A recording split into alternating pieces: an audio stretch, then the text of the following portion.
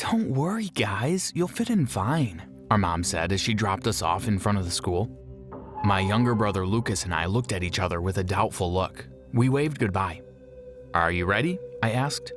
He nodded, and I draped my arms casually over his shoulder as we walked through the gates of our new school together. "Hi, my name is Noah. Don't just watch the video, like it and subscribe to our channel for the best videos. Oh, and don't forget to tap that notification bell." As I sat in my first class, I could not help but notice how clean everything was. Nothing was out of place. All the tables and chairs were perfectly aligned. Even the pencils on the teachers' tables were the same size and in a straight line. I watched as children entered the class, sat quietly, and waited for the teacher. The bell rang and the teacher entered the classroom. She called the roll, introduced me to the class, and proceeded with the day's lesson. For every single question that was asked, all the children raised their hands in an orderly fashion to answer. Children didn't talk to their friends or laugh while the teacher was talking.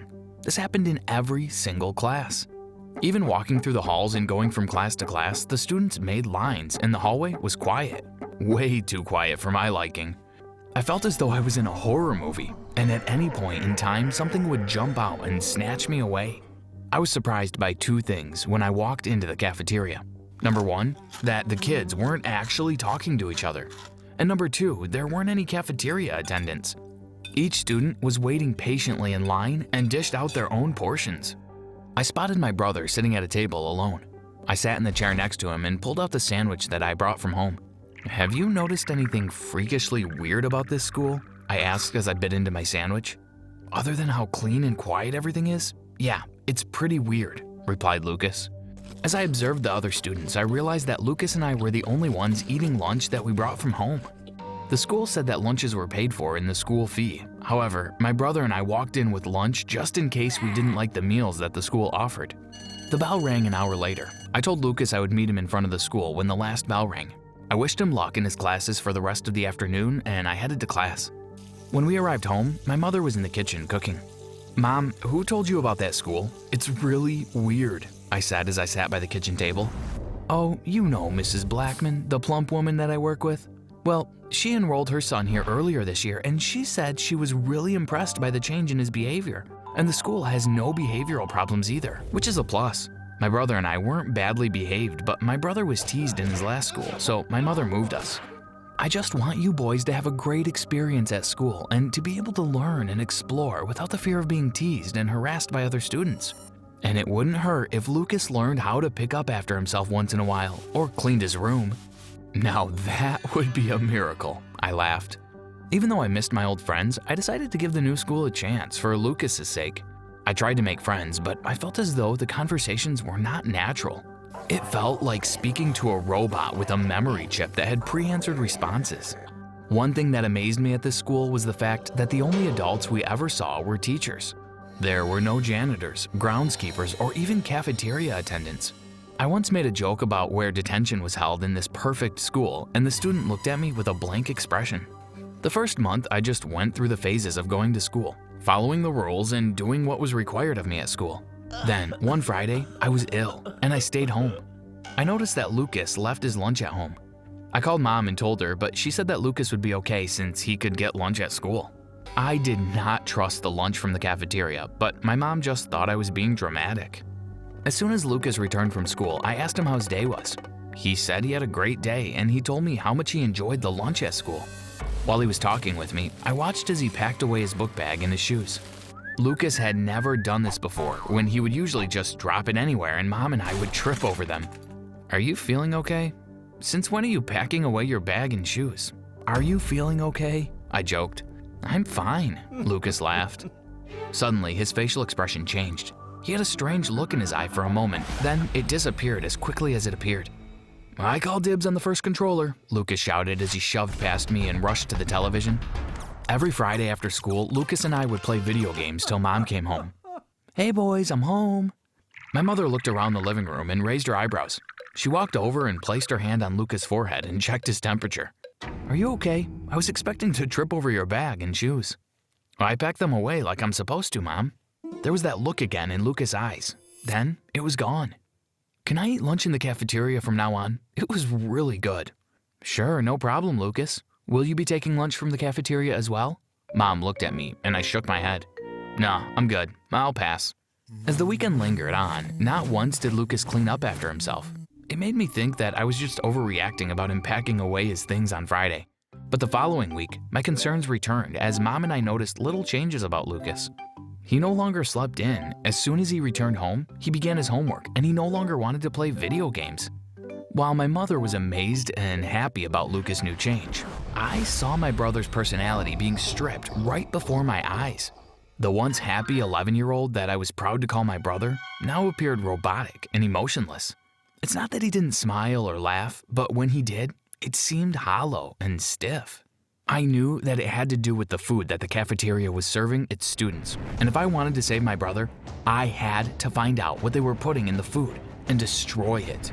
Where the food came from and how it got into the cafeteria remained a mystery, especially since there were no cafeteria attendants. The cafeteria doors were kept locked until lunchtime. I assumed that it had an automatic timer on the lock since we never saw anyone unlock the doors, ever. Mom, don't you think it's strange that Lucas' behavior changed once he started eating the food from the cafeteria? Not this again, Noah. Nothing is wrong with the food in the cafeteria. If something was wrong, other parents would have spoken up about it by now. So, do you want pizza or Chinese for dinner? That was another thing that was a mystery to me. I couldn't understand why parents couldn't see the changes in their children's behavior. Is it that good grades and a clean room is all they really want? I knew that I had to figure this out on my own. I decided in the perfect school, I needed to be the black sheep.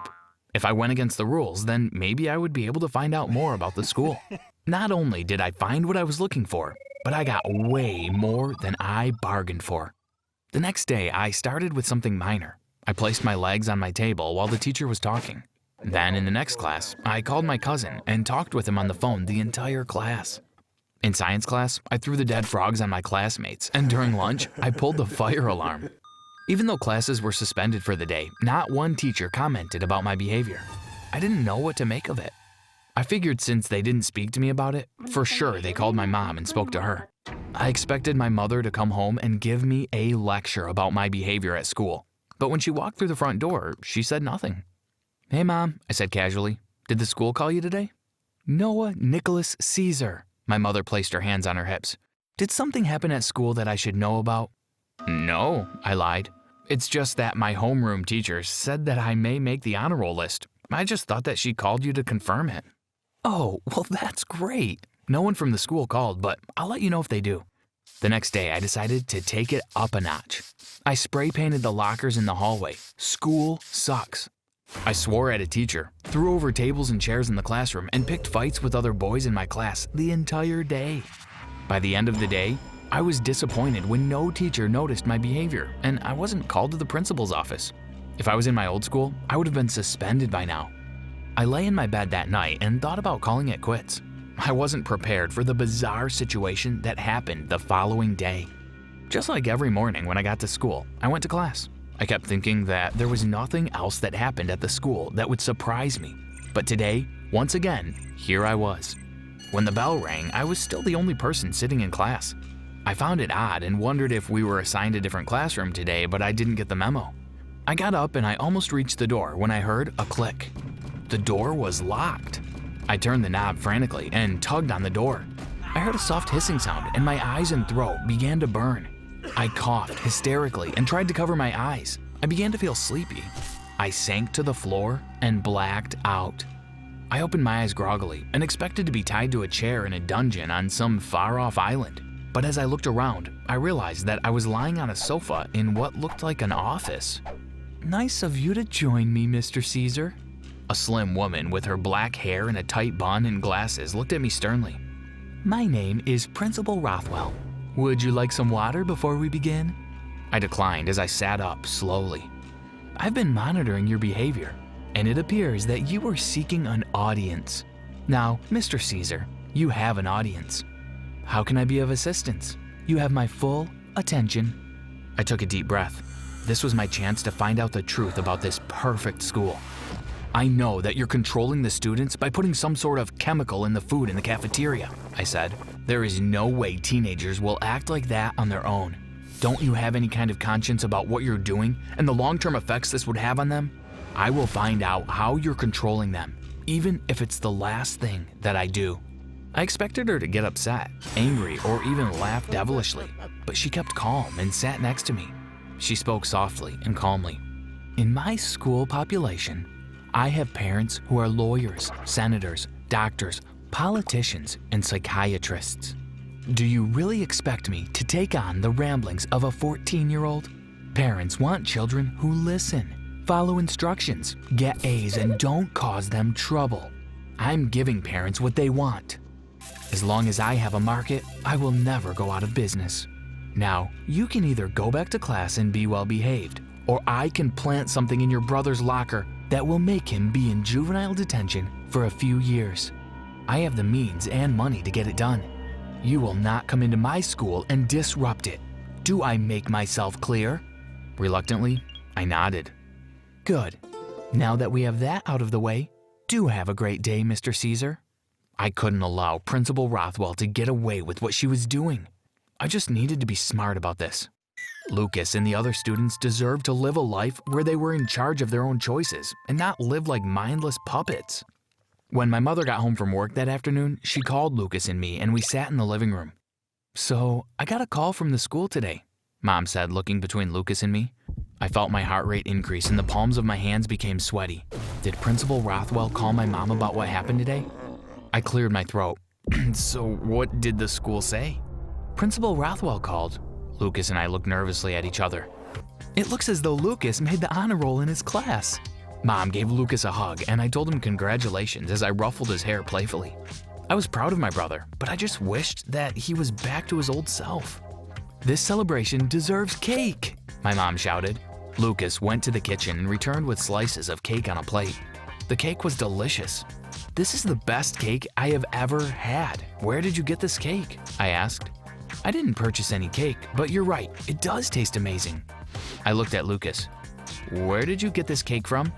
I was almost afraid to hear the answer. Oh, Principal Rothwell gave me the extra cake from the cafeteria today. My heart plummeted.